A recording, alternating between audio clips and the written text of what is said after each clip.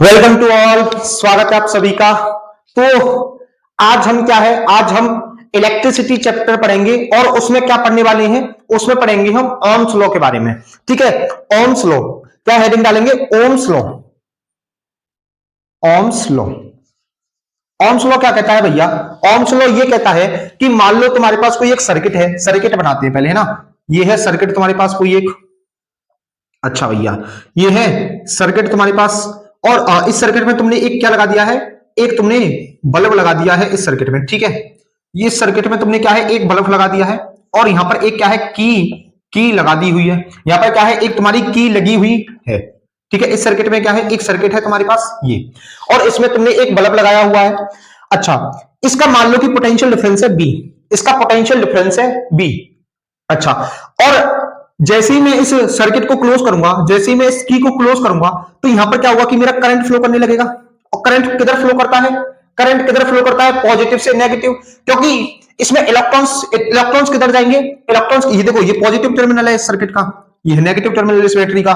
ठीक है, ये बैटरी है, बैटरी को हम वोल्टेज भी बोलते हैं। हाँ, तो ये पॉजिटिव टर्मिनल है, ये नेगेटिव टर्मिनल। इलेक्ट्रॉन्स किधर जाएंगे, नेगेटिव से पॉजिटिव, लेकिन करंट किधर जाएगा, पॉजिटिव से नेगेटिव, क्योंकि आपने पढ़ा था कि जो करंट होता है वो अपोजिट डायरेक्शन में फ्लो करता है, किसके, इलेक्ट्रॉन्स के। अच्छा भैया, अब इस बल्ब में कितना करंट आएगा, इस बल्ब में कितना करंट आएगा, वो किस पर डिपेंड करेगा, वोल्टेज पर। वो किस पर डिपेंड करेगा, वोल्टेज पर। अगर ये वोल्टेज ज्यादा होगी तो इस बल्ब में जो करंट है वो ज्यादा पास होगा, अगर इसकी वोल्टेज जो है वो कम होगी तो इस बल्ब में से, ये जो है हमारा बल्ब, तो इस बल्ब में से जो है कम करंट पास होगा।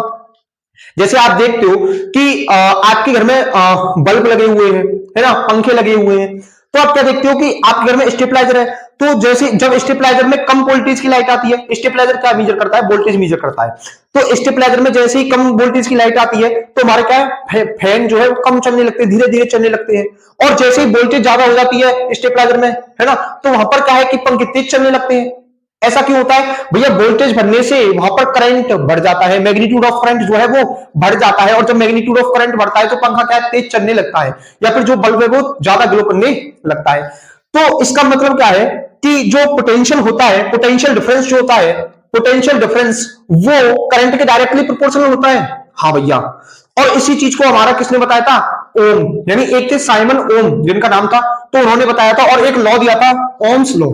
क्या लॉ दिया था, ओम्स लॉ। तो भैया ओम्स लॉ क्या बताता है हमें, ओम्स लॉ बताता है, it states that, it states that potential difference, potential difference, potential difference between two points, between 2 points is directly proportional to the, is directly proportional to the current, current flowing through the, current flowing through the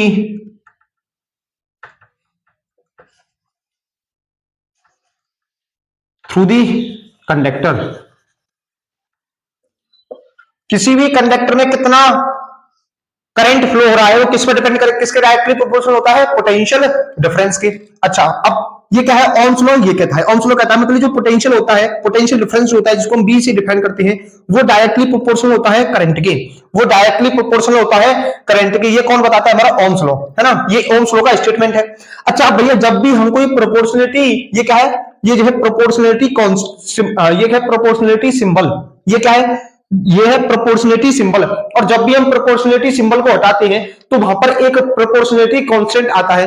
तो मैं जब यहां पर हटाऊंगा तो जब इस symbol को हटाऊंगा तो यहां पर क्या आएगा, v is equal to R I, है ना। आर क्या है, आर क्या है, एक कांस्टेंट है, आर क्या है, कांस्टेंट, आर है तुम्हारा कांस्टेंट। अच्छा, अब भैया यहां पर बी क्या है, यहां पर बी है वोल्टेज, बी है वोल्टेज, है ना। आई क्या है, आई है करंट, हाँ, और आर क्या है, आर है कांस्टेंट। अरे भैया आर कांस्टेंट है, इसका मतलब आर का कुछ नाम तो होता होगा यार, हाँ नाम लिखो ना फिर।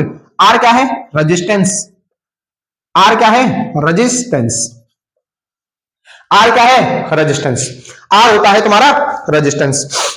अच्छा, अब रेजिस्टेंस क्या होता है भैया, रेजिस्टेंस भी बता दो हमें। रेजिस्टेंस भी बता दो, रेजिस्टेंस क्या भला है?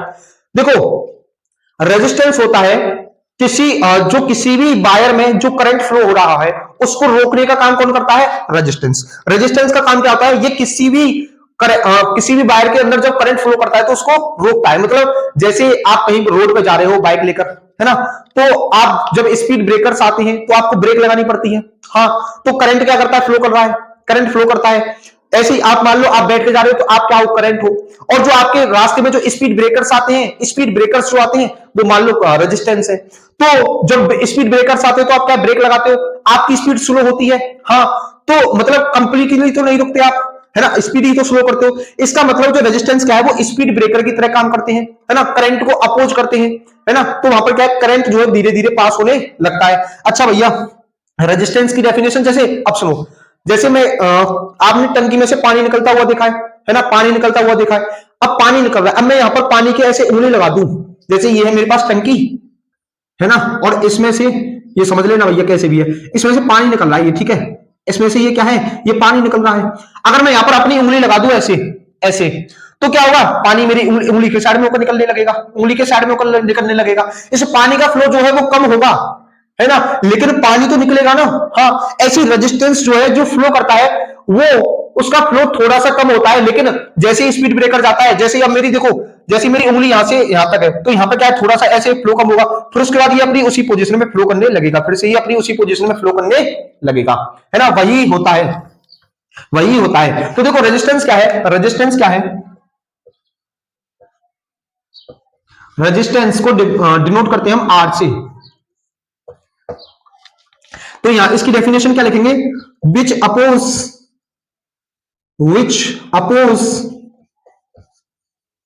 The flow of electric current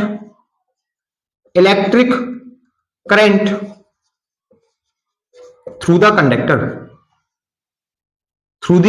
conductor.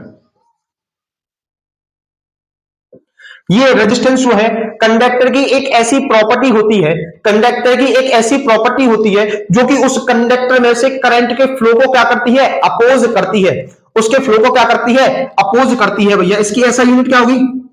ऐसा यूनिट क्या होगी? ऐसा यूनिट होगी ओम। ओम जिसको डिनोट करते हैं ये ओम, ऐसा यूनिट क्या होगी इसकी? ओम होगी। अच्छा भैया इसका सिंबल क्या होगा? सिंबल भी बता दीजिए फिर, है ना, लगे आउट, ठीक है। तो ये होता है रेजिस्टेंस का सिंबल। देखो अब जो हमारा वायर है, ये हमारा वायर है, देखना, तो इसमें करंट कैसे जाएगा? ऊपर जाएगा, नीचे, ऊपर नीचे, ऊपर नीचे। तो यहां पर क्या है कि करंट की स्पीड थोड़ी देर के लिए कम होती है, और जैसे ये स्पीड ब्रेकर जाएगा भाई करंट बिल्कुल आराम से फ्लो करने लगेगा। जैसे आप हाईवे पर जाते हो, है ना, हाईवे पर जाते हो तो हाईवे पर क्या होता है? बिल्कुल आपको चलने में आसानी होती है ना, आसानी होती है। अच्छा, और जैसे आप ऐसे कच्चे पक्के रास्ते पर जाते हो तो वहां पर आपको चलने में क्या है? बाइक को चलाने में आप बाइक को इतनी तेजी से नहीं चला सकते, है ना। तो रेजिस्टेंस जिसका ज्यादा होगा, रेजिस्टेंस जिसका ज्यादा होगा मतलब करंट वहां से कम फ्लो करेगा। हाँ, वो इतना अच्छा कंडक्टर नहीं होगा। इसका मतलब जो गुड कंडक्टर होते हैं, जैसे हमारा सिल्वर हो गया, तो उनका रेजिस्टेंस क्या है? कम होता होगा। हाँ, गुड कंडक्टर का रेजिस्टेंस कम होता है, जबकि बैड कंडक्टर्स का रेजिस्टेंस हाई होता है।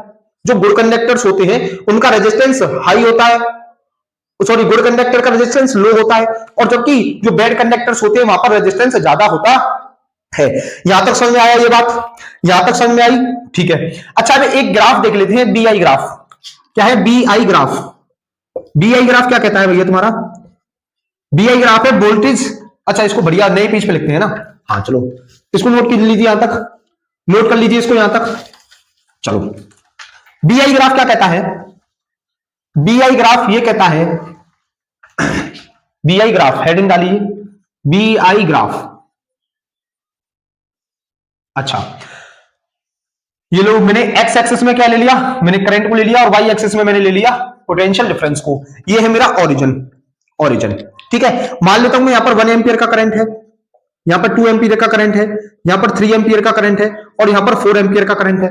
मान लो यहां पर 2 वोल्ट का पोटेंशियल डिफरेंस है, यहां पर 3 वोल्ट, सॉरी 4 वोल्ट का मान लो यहां पर, है ना, 4 वोल्ट का पोटेंशियल डिफरेंस है ना, यहां पर 6 वोल्ट का पोटेंशियल डिफरेंस है, यहां पर 8 वोल्ट का पोटेंशियल डिफरेंस है। तो यहां पर होगा क्या कि जब मेरा करंट होगा 1 एम्पियर का, तो मेरी वोल्टेज कितनी होगी? 2 वोल्ट की, यानी पोटेंशियल डिफरेंस कितना होगा 2। अब मैं करंट को डबल करूंगा तो पोटेंशियल डिफरेंस भी डबल होगा according to Ohm's law, according to Ohm's law, क्योंकि ओम्स लॉ क्या कहता है, potential difference is directly proportional to current. अगर मैं करंट को क्या करूंगा 3 टाइम्स उड़ाऊंगा तो पोटेंशियल भी 3 टाइम इंक्रीज होगा, ठीक है। अगर मैं करंट को 4 गुना करूंगा तो मेरा पोटेंशियल भी 4 गुना होगा, हाँ। और मैं जब इन सभी पॉइंट्स को मिला दूंगा, इन सभी पॉइंट्स को मिला दूंगा तो मुझे क्या है, यहां पर एक स्ट्रेट लाइन देखने को मिलेगी, मुझे यहां पर एक स्ट्रेट लाइन जो है देखने को मिलेगी, यहां पर क्या है, स्ट्रेट लाइन देखने को मिलेगी। और ये जो क्या है, इसको बोलते हैं हम slope, slope of the line. और जो इसका स्लोप होता है, इस लाइन का जो स्लोप होता है, यानी बीआई ग्राफ का जो स्लोप होता है, ये स्ट्रेट लाइन का है, इसको बोलते हैं स्लोप। तो बीआई ग्राफ का जो स्लोप होता है वो हमें क्या देता है, वो देता है हमें रेजिस्टेंस, वो हमें क्या देता है, रेजिस्टेंस, वो हमें क्या देता है, रेजिस्टेंस। अच्छा, अगर देखो किसी भी कोई लाइन है, ये क्या है, एक लाइन बन रही है, स्लोप क्या है यहाँ पर एक लाइन, और किसी भी लाइन का जो स्लोप होता है वो होता है y equal to m x plus c, y equal to m x plus c. यहाँ पर c क्या है, कांस्टेंट, m क्या है, m है तुम्हारा स्लोप, x क्या है, x डायरेक्शन, और y क्या है, y डायरेक्शन। कांस्टेंट है तुम्हारा 0, तो y इक्वल टू कितना हो जाएगा, mx, y इक्वल टू कितना हो जाएगा, mx। अच्छा, y डायरेक्शन में हमने क्या लिया है, वोल्टेज, तो y की जगह पे क्या लिखेंगे, b। m क्या है हमारा, स्लोप, m क्या है, स्लोप, तो स्लोप क्या है हमारा, रेजिस्टेंस, रेजिस्टेंस को r से डिनोट करते हैं। x क्या है हमारा, x क्या है हमारी, s डायरेक्शन में क्या लिया हमने, करंट, तो ये लो v equal to r i। क्या यही हमारा ओम्स लॉ था, यही हमारा ओम्स लॉ था, हाँ भैया बिल्कुल यही था। अच्छा, नोट कर लिया, आज तक इसको नोट कीजिए, फिर कर लिया, ठीक है। अब उसके बाद बात करती हैं फैक्टर्स अफेक्टिंग रेजिस्टेंस। किसी भी कंडक्टर के रेजिस्टेंस को कौन कौन से फैक्टर जो है वो अफेक्ट करते हैं, ठीक है, उनके बारे में जो है बात कर लेते हैं। तो अब अगला बात करते हैं फैक्टर्स अफेक्टिंग, क्या बात करेंगे, फैक्टर्स अफेक्टिंग, अफेक्टिंग रेजिस्टेंस, है ना। किसी भी कंडक्टर के रेजिस्टेंस को कौन कौन से फैक्टर्स जो हैं वो अफेक्ट करते हैं, उसको हम बात करने वाले हैं, उसको हम क्या है, बात करने वाले हैं। तो यहां पर पहला फैक्टर क्या होगा, पहला फैक्टर होगा नेचर ऑफ मटेरियल। पहला फैक्टर कौन सा होगा, नेचर ऑफ मटेरियल। तो ये नेचर ऑफ मटेरियल का क्या मतलब है, नेचर ऑफ मटेरियल का क्या मतलब है कि जो हमारे डिफरेंट टाइप के मटेरियल्स का रेजिस्टेंस डिफरेंट होगा, डिफरेंट टाइप के मटेरियल्स का रेजिस्टेंस डिफरेंट होगा। जैसे मैं बात करूं कि बेड कंडक्टर्स जो होते हैं, बेड कंडक्टर्स का रेजिस्टेंस हाई होता है ना, जैसे प्लास्टिक हुआ, लकड़ी हुई, इनका रेजिस्टेंस हाई होता है। अगर मैं बात करूं गुड कंडक्टर्स की तो उनका रेजिस्टेंस लो होता है, उनका रेजिस्टेंस लो होता है। जैसे गुड कंडक्टर्स में क्या होगा, तुम्हारा सिल्वर हो गया, है ना, कॉपर हो गया, एल्यूमिनियम हो गया, इनका क्या है, रेजिस्टेंस कम होता है। दूसरा बात करेंगे टेम्परेचर की, दूसरी बात करेंगे किसकी, टेम्परेचर की। टेम्परेचर पर भी डिपेंड करता है रेजिस्टेंस। मतलब कोई भी मेरे पास एक कंडक्टर है, अगर मैं उसका टेम्परेचर बढ़ा देता हूं, अगर मैं उसका टेम्परेचर बढ़ा देता हूं तो उसके अंदर कई, एक कंडक्टर के अंदर कई लाख करोड़ इलेक्ट्रॉन्स होते हैं, कई लाख करोड़ इलेक्ट्रॉन्स होते हैं। तो ये इलेक्ट्रॉन्स जो है मोशन करने लगेंगे, है ना, वो एक दूसरे से टकराएंगे, एक दूसरे से टकराएंगे, है ना। तो वहां पर क्या है, इलेक्ट्रॉन्स की स्पीड कम होगी, इलेक्ट्रॉन्स की स्पीड कम होगी, इलेक्ट्रॉन क्या है, खिसक खिसक के चलेंगे। और इस चीज को आप आगे पढ़ेंगे, है ना, इसको यहां पर इतना डिटेल में नहीं पढ़ा जाएगा। तो इलेक्ट्रॉन्स बिल्कुल खिसक खिसक के चलेंगे, तो वहां पर क्या होगा कि करंट कम फ्लो होगा, फिर वहां से तो यहां पर क्या है कि रेजिस्टेंस बढ़ जाएगा उसका, है ना। करंट कम फ्लो हो रहा है तो रेजिस्टेंस बढ़ेगा, क्योंकि करंट और रेजिस्टेंस एक दूसरे के इनवर्सली प्रोपोर्शनल होते हैं। अच्छा, तीसरा क्या आता है भैया, तीसरा आता है लेंथ, लेंथ ऑफ वायर बोल लो या फिर कंडक्टर बोल लो, कि कोई भी वायर है मेरा, अगर उसकी ज्यादा लेंथ होगी तो क्या होगा, जो रेजिस्टेंस होता है हमारा वो लेंथ ऑफ वायर के डायरेक्टली प्रोपोर्शनल होता है भैया, ये समझ लो। अगर लेंथ ज्यादा होगी किसी भी वायर की तो उसका रेजिस्टेंस ज्यादा होगा। जैसे सिंपल समझो, रियल लाइफ एग्जांपल लो, मान लो कि तुम रोड पर जा रहे हो, मैं तुमसे कहूं तुम्हें 1 किलोमीटर जाना है, 1 किलोमीटर जाना है, तो भैया आपके जो रास्ते में स्पीड ब्रेकर्स होंगे वो कम पड़ेंगे। अगर मैं आपसे वहीं पर बोल दूं आपको 10 किलोमीटर जाना है, 10 किलोमीटर जाना है, तो डिस्टेंस बढ़ी, और डिस्टेंस बढ़ने पर क्या होंगे, अब रास्ते में ज्यादा ब्रेकर पड़ेंगे, है ना। आप पहले मान लो 1 किलोमीटर में आप एक गांव को क्रॉस कर जा रहे थे, वहां पर 1-2 ब्रेकर्स पड़े, अब 10 किलोमीटर में आपको मान लो 7-8 गांव क्रॉस कर जाने पड़ रहे हैं, तो वहां पर हो सकता है 10-20 ब्रेकर पड़ जाए। तो मतलब क्या हुआ, रेजिस्टेंस बढ़ता है कब, जब मैं किसी भी वायर की लेंथ को बढ़ाता हूं, ठीक है। अच्छा, चौथा होता है cross sectional area, cross section area, cross section area. और जो रेजिस्टेंस होता है वो क्रॉस सेक्शन एरिया के इनवर्सली प्रोपोर्शनल होता है। मतलब अगर मेरा एरिया बढ़ेगा तो रेजिस्टेंस कम होगा। जैसे देखो एग्जांपल लो कि मान लो मेरे पास एक गली है, ये बहुत ज्यादा छोटी सी गली है और इसमें 4 आदमी जो है वो चल रहे हैं, 4 आदमी जो है वो चल रहे हैं, है ना। और वहीं पर एक मेरे पास बड़ी गली है भाई साहब, बड़ी गली है और यहां पे भी 4 आदमी है। देखो ये कितने आराम से फैल फूल कर चल रहे हैं ना, कितने फैल फूल कर चल रहे हैं, है ना। जैसे आपने देखा होगा कि जब हम परिक्रमा देते हैं, है ना, परिक्रमा देते हैं हम, तो वहां पर क्या है कि हमारा रोड भरा हुआ रहता है ना, रोड भरा हुआ रहता है, तो वहां पर क्या है कि चलने में आसानी नहीं होती उतनी, है ना। और जब हमारा रोड बड़ा है तो वहां पर क्या है कि चलने में आसानी होगी, है ना। तो एरिया बढ़ेगा, एरिया बढ़ा तो हमें चलने में आसानी हो रही है, एरिया कम था तो चलने में दिक्कत हो रही थी। तो देखो इसका मतलब क्या है कि एरिया कम होगा तो रेजिस्टेंस ज्यादा, मतलब करंट को फ्लो करने में दिक्कत आएगी। एरिया बढ़ेगा तो रेजिस्टेंस कम होगा, मतलब करंट आसानी से फ्लो कर जाएगा। समझ रहे हो? हाँ, अच्छा। अब देखो यहां से क्या है, जो रेजिस्टेंस है, रेजिस्टेंस जो है वो डायरेक्टली प्रोपोर्शनल है एल अपॉन ए के, डायरेक्टली प्रोपोर्शनल है एल अपॉन ए के। और जब भी हम कोई प्रोपोर्शनलिटी सिंबल को हटाते हैं तो वहां पर एक कांस्टेंट आता है, तो यहां पर कौन सा कांस्टेंट आएगा? रो। यहां पर आएगा रो, एल बाई ए। यहां पर जो प्रोपोर्शनलिटी कांस्टेंट आएगा वो आएगा रो। और ये जो रो है इसी को बोलते हैं हम रेजिस्टिविटी, इसी को बोलते हैं रेजिस्टिविटी, रेजिस्टिविटी। और या फिर इसको बोलते हैं हम स्पेसिफिक रेजिस्टेंस, इसी को बोलते हैं हम स्पेसिफिक रेजिस्टेंस, इसी को बोलते हैं हम स्पेसिफिक रेजिस्टेंस। ठीक है, हाँ। तो जब यहां पर क्या है रो एल बाई ए। अब देखो भैया स्पेसिफिक रेजिस्टेंस या फिर रेजिस्टिविटी क्या होती है, इसी को बता दो फिर। तो हेडिंग क्या बनाएंगे? रेजिस्टिविटी। हेडिंग क्या बनाएंगे? रेजिस्टिविटी, जिसको हम डिनोट करते हैं रो से, इसको हम डिनोट करते हैं रो से। अच्छा भैया, अब देखो ये क्या होती है, ये क्या होती है, ये एक रेजिस्टेंस होता है किसी भी मटेरियल का। कैसा रेजिस्टेंस? Specific resistance. और स्पेसिफिक रेजिस्टेंस का क्या मतलब है कि अगर मेरे पास कोई वायर है, मतलब मेरे पास कोई एक कंडक्टर है, अगर मैं उसके एरिया को 1 यूनिट और उसकी लेंथ को 1 यूनिट कर दूं तो उस रेजिस्टेंस को मैं क्या है स्पेसिफिक रेजिस्टेंस या फिर रेजिस्टिविटी बोलूंगा। तो इस पे क्या लिखेंगे? The resistance offered by a material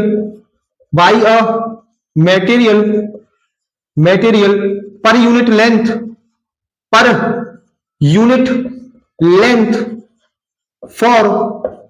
for unit cross section area और यूनिट क्रॉस सेक्शन एरिया, है ना। क्या है कि जब मैं लेंथ और एरिया को 1 यूनिट कर देता हूं तो उस रेजिस्टेंस को मैं स्पेसिफिक रेजिस्टेंस या फिर रेजिस्टिविटी बोलता हूं। तो यहां से रेजिस्टिविटी क्या होगी? ये होगी आर ए। ये कितनी होगी? आर ए, सॉरी मैं मार्कर चेंज करता हूं, है ना। हाँ, तो ये कितनी होगी? ये होगी हमारी रेजिस्टिविटी कितनी होगी? R A upon L, R A upon L. मतलब मेरा एरिया जो है, एरिया 1 यूनिट हो जाए, एरिया 1 यूनिट हो जाए और मेरी लेंथ जो है वो भी 1 यूनिट हो जाए, एरिया और लेंथ जो है मेरी दोनों 1 यूनिट हो जाए, तो यहां से जो रेजिस्टेंस है वो स्पेसिफिक रेजिस्टेंस के इक्वल हो जाएगा।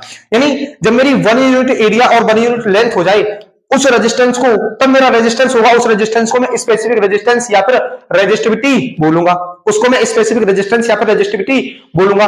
तो आज की वीडियो को यहीं तक रखते हैं, फिर मिलते हैं आपसे नेक्स्ट वीडियो में। तो तब तक के लिए बने रहिएगा।